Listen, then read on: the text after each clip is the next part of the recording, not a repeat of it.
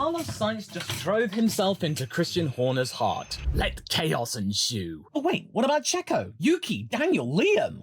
Well, as you might remember, the boss of Red Bull does like a feel-good story, and this is probably the most feeliest goodiest. Let's just get this out of the way first and foremost. Anything can happen at this point regarding the second Red Bull driver.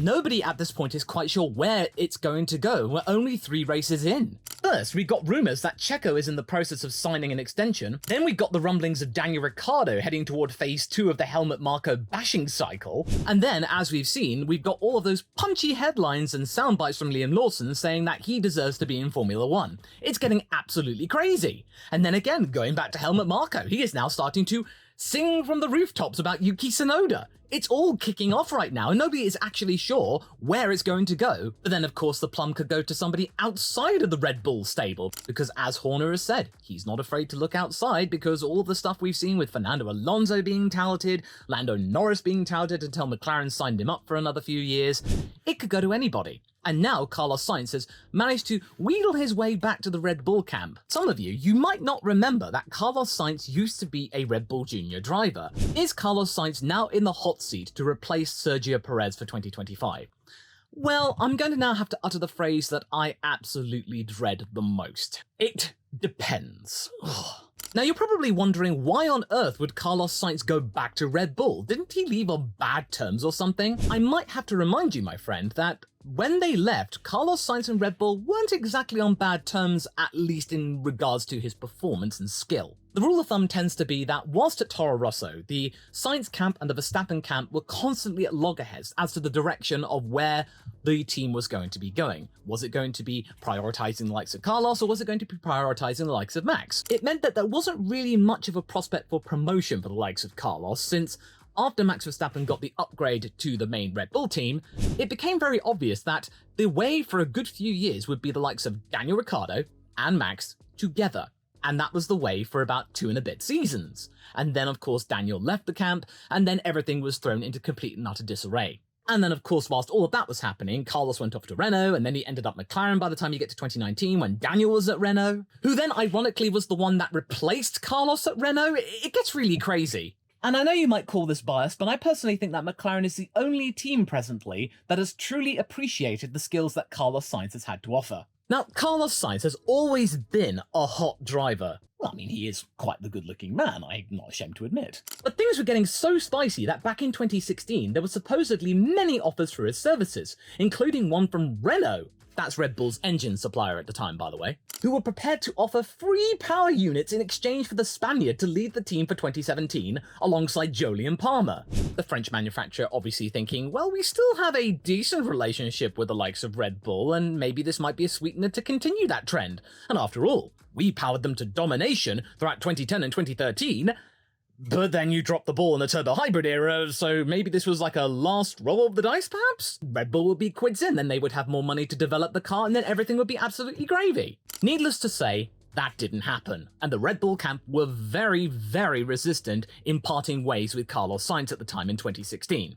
Many times, Christian Horner was saying that this deal made absolutely no sense. Considering how much investment of time and money they had sunk into the Spanish driver, why on earth would they get rid of him now? Especially since he'd been doing really well at Toro Rosso and was continuing to do so. In the end, Renault chose Hülkenberg for the start of the season, and Carlos only joined sooner than 2018 due to some kind of convoluted swap deal, as said by the race, that meant Toro Rosso ended up with Honda Power. Why did Carlos Sainz choose the likes of Renault to partner up with for 2018, and then a couple of races in 2017?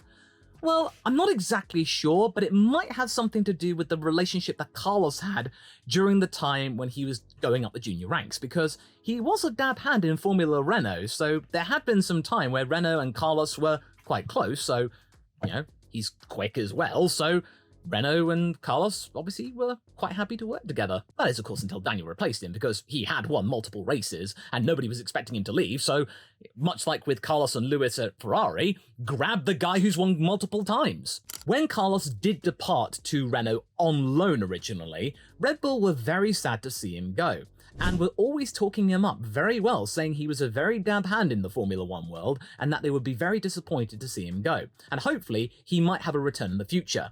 But then that rhetoric started to fade away, and it was starting to give off the vibe that he had betrayed the family, that he had left the camp after all of the time and money that they had spent. They basically had done like a mini Alpine, except not going too far in the rhetoric, not talking about integrity like Otmar Safnauer did regarding Oscar Piastri. But you could tell that their relationship with Carlos had frayed a little bit. It was still good, but not quite as endearing as it used to be. But one thing was for sure, they never questioned his talent. But what I'm trying to get at here is that the rumours about Carlos Sainz being in talks with Red Bull, as well as many other teams most likely, has some legs to it because, much like with Daniel Ricciardo, in the eyes of Christian Horner, getting Carlos back in some way is unfinished business and would be a feather in his cap. If Carlos were to return, it would be as big of a win as if they got Daniel back in the top team, which, up until recently, had been the watchword and expected. Now, I know that you're going to say that Daniel Ricciardo has had his bad share of luck, and you're absolutely right. He has had a fair share of misfortune, as we've seen up and down the grid over the years. Sometimes luck is not on your side, but at the end of the day, if you don't get the results and your teammate does, it does raise some questions. What I would like to see is Daniel finally get some good luck and then show us what he can do once he is settled into the team. So that means we don't get the situation where now rumours are saying that Helmut Marko has only given him 2 races to buck his ideas up before maybe replacing him with Liam Lawson, which, by the way, currently those rumours aren't true, but we thought that of Nick de Vries at the time. But again, I want Daniel to finish off his time in Formula 1 well, and this is not one of those situations. So with Daniel's struggles in plain sight and many people questioning the Red Bull line of succession, the Red Bull public relations department is naturally going to want to look for another prospective driver. And of course, Carlos Sainz used to be a Red Bull driver, and he is a free agent for 2025. Does that remind you of something that happened not that long ago with the incumbent second Red Bull driver, Sergio Perez? Horner saw Perez was a free agent for 2021 since Racing Point had snapped up Sebastian Vettel and swooped in to replace Albon, and the whole world was supportive for this move. People thinking that Red Bull were saving Checo's career and finally giving him the opportunity to be in a top-tier car where he can then bag some wins, get some consistent podiums, and show the world what he can truly do. Which I think he has.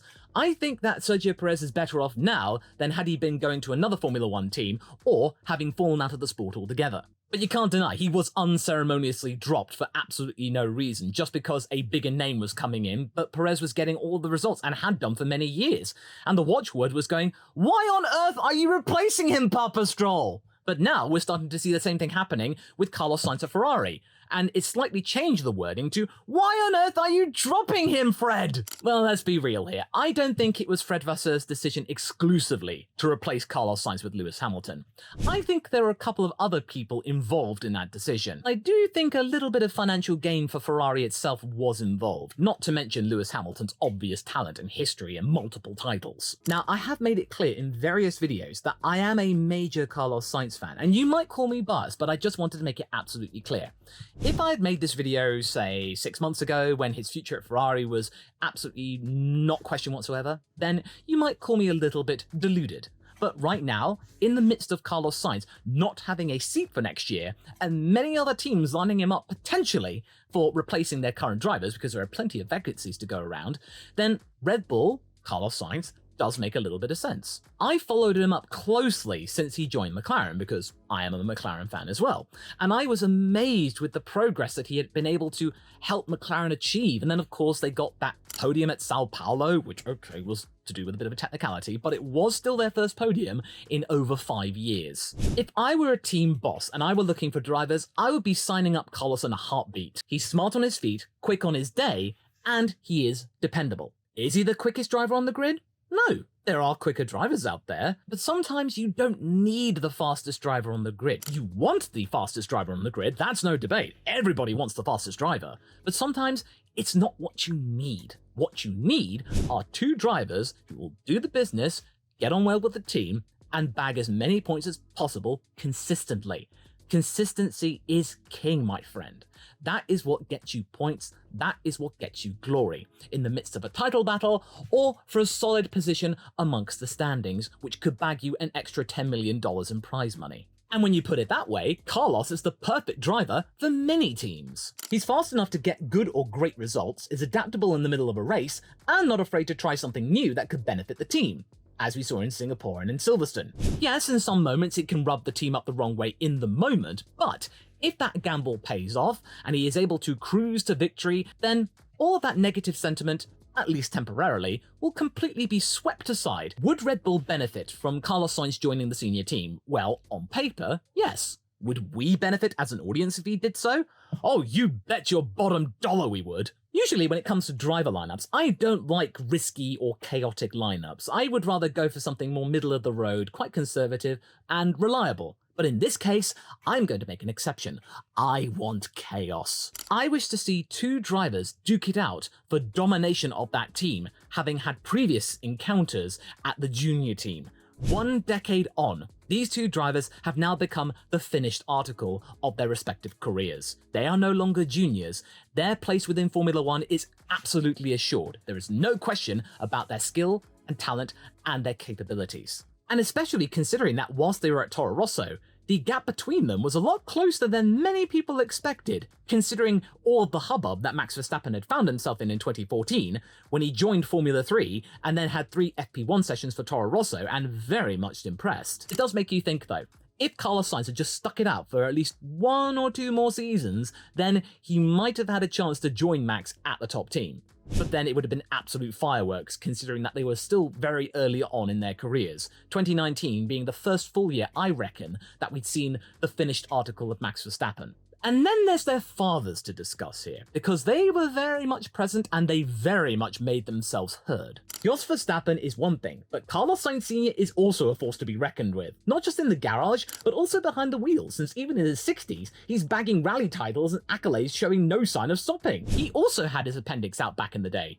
I'm not saying that's causation for an extra kickstart to their career, but it is a very big coincidence. Who is the better of the two drivers though? Well, it would be silly to try and think about that right now, since they are not in the same car. But obviously, you cannot discount Max Verstappen anyway, because multiple titles is something you simply cannot ignore. You see what I did there? I made sure with that statement that both sides wouldn't hate me. If Red Bull were to pull off this very obvious but very shrewd publicity stunt, it would cause shockwaves throughout the entire Red Bull organization. But thankfully, it would be far more conventional shockwaves, things that you would expect within a Formula One team, such as a change in driver lineup, instead of all of the other shockwaves and earthquakes and other negative maladies that Red Bull have become accustomed to in the past couple of months. If Carlos traded pasta for roundabouts, the ramifications would make themselves very obvious very quickly. First off, it would send a clear signal to Jos Verstappen that his boy doesn't rule the roost anymore, and that their camp do not have full control of the team, in a clear counter to all the chicanery going on regarding Horner. He is angry right now. He is very, very keen to assert his dominance amongst the Red Bull camp, despite the fact that he is not a major shareholder, he is an employee, and he can be fired at any time. And whilst getting Carlos Sainz would not be the most serene of driver choices, it would be a very, very punchy one, and guaranteed to produce results, since currently Carlos Sainz is in the business of proving many people wrong, and showing that Ferrari made the wrong call, as would any driver had they been unceremoniously dropped. But Carlos, you can tell, there is a very major fire having not been heard, and now he is keen to prove everybody that he is the business, and that Ferrari are going to be missing him. Especially since Sainz is doing the business currently in a car which has been obviously tailored to his teammate more than him, since Leclerc is the archetype for Ferrari presently. What this goes to show is that Carlos is far more adaptable than many people gave him credit for, and that in the likes of Red Bull, who do tend to tailor their car more towards Max, this would be an absolute coup. That if they had a driver that just so happened to work well with Max's driving style, then fantastic. And also, I reckon that initially, remember, initially, Max Verstappen would not question this. He would not really care who his teammate was, so long as they didn't get in his way, and that things would just carry on the way they were, and he could just get on with the matter of racing. Remember, initially.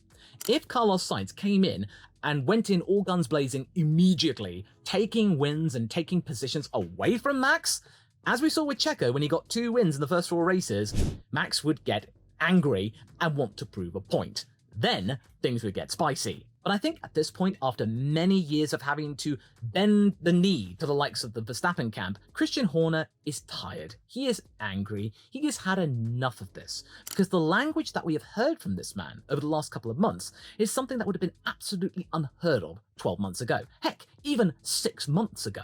That No driver or no entity is bigger than Red Bull. That if Max Verstappen were to leave, then they wouldn't stand in his way. Before, they would have been holding onto him for dear life, and they would have never questioned his authority and position within the team. And speculation over his future and other teams that he could go to was absolutely unheard of. It wasn't even entertained. Now, though, it is being entertained. It's funny and bizarre and surreal, and most likely not going to happen, but the fact that it's even being spoken of, that's very different. Of course, this is all conjecture and none of it may happen, but the talk is naturally going to occur since Carlos is, as Christian Horner mentioned in his allusion, unemployed. All the teams that have a space going are going to be getting on the blower to Carlos, his father, and his agent, who incidentally I believe is also called Carlos. The ball is very squarely in his court, considering that once again, in this season, he is the only non-Red Bull driver to have bagged a win. He can dictate the outcome and where he goes. If Red Bull were successful in getting him around a table to discuss terms to be joining Red Bull and replacing the likes of Checo, and thusly scuppering the ideas of Daniel Ricciardo's future at Red Bull, and thusly he might just go off into retirement, and Yuki might go off to Aston Martin or maybe another racing category altogether, I bet that there would be many conditions in relation to Carlos Sainz's place within the team. Team orders would be very restricted. Carlos Sainz Sr. would be very much kept close to Carlos, and that to make sure that there wouldn't be any funny business going on with his boy. They would be joining Red Bull to try and pursue titles, not playing second fiddle to the likes of Max Verstappen. Now, for the likes of us, as we saw in the first 3 seasons of Mercedes' dominance, Rosberg and Hamilton, their fracas, their disintegration of their long-term friendship was the only thing that kept us entertained, since for the majority of the time, it was just those 2 drivers going for the win. But at the end of the day, are Ferrari going to be regretting Carlos Sainz leaving and then Lewis Hamilton coming in? Well, yes and no, but mostly no, because let's remember, Lewis Hamilton is arriving at Ferrari. Say what you will about his current performance and his recent funk, and him saying that this is the worst start to any Formula 1 season he has been in, I do think that maybe a change of scene is as good as a rest, that he doesn't need to take a sabbatical. He just needs to go somewhere else after a decade. And since the tone at Mercedes behind the scenes is probably quite dire and awkward right now, maybe Lewis is yearning for pastures new. Or should I be saying, pastures new? However, I am really excited to see where Carlos Sainz goes this season. There is a fire in his belly, as well as some keyhole surgery and a bandage. When Carlos Sainz does leave, there are going to be many sad faces at Maranello, sorry to see him go. With every race that Carlos bags a solid or great result, people will slowly start to tilt their head, furrow their brows, and confusion will descend. That is, at least in the short term. Of course, if Lewis Hamilton comes in and bags a win almost immediately, and has immediate success like Sebastian Vettel did in 2015, then all of that confusion and concern will go out the window. At least in the short term, because hey, Lewis Hamilton is back! He's in a Ferrari, and he's doing great! But what Carlos is doing right now is what he needs to do. Stake his claim to pretty much every single team up and down the grid, that he means business and he is available. And if it just so happens to be at Red Bull, I think it might actually be really electric. Not to mention all of the internal fracas with Max, eventually, if Carlos starts taking wins from him. Maybe. But how did Carlos get into this mess where he wound up at 3 different teams in 7 years? Well, I believe that the Red Bull catastrophe that we saw since 2018 with Daniel Ricciardo was caused by Carlos Sainz's departure. And to find out more about my supposed theory, you can go and watch this video next because I am very proud of it, and I think you will be enlightened somewhat.